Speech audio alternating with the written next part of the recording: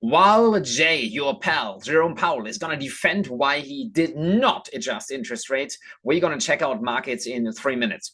The interesting and important asset at the moment, the S&P 500, shows some sort of sense to weaken for now. Why that? The market has not been able so far to break above this resistance area, and hence, I might say, any break of that important zone, which also means the 50 moving average is broken, the S&P 500 could weaken. We might say substantially, but this X factor, the important range here, this support zone, is going to be the important one to focus on. Any break of that zone, might unleash further downside motivation, causing the market momentum to weaken substantially as before.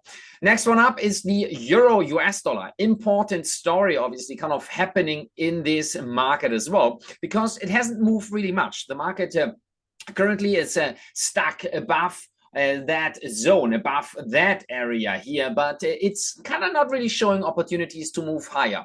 Markets or rates stay at 4.5%. Reason maybe for a hawkish stand in a way, if you would talk about the US dollar. And I'd expect the markets to weaken substantially, first of all, to then see at important upcoming support areas how the market goes. But downside momentum might be the one looking forward here, or I'll look forward, as the resistance area, the technical zone at least, isn't broken. It gives us some chances to believe that downside momentum could still kind of continue, might still obviously kind of help, in this case, the greenback, the US dollar, moving forward.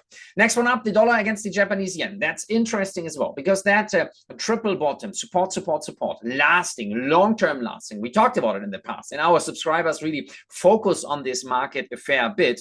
Upside momentum might focus actually in regards to the US dollar strength, potential dollar strength here, and causing the markets to run higher. We have substantial targetable areas here. Any strength, any opportunity to higher levels might call for further motivation here, especially since the Japanese yen currently kind of remains on the weaker side of things. Thanks, guys, for tuning in. Have a good one, and let's focus now on what Jerome is going to tell us through and what's going to happen moving further with the interest rate decisions press conference. Take care, guys. Have a good one. Bye.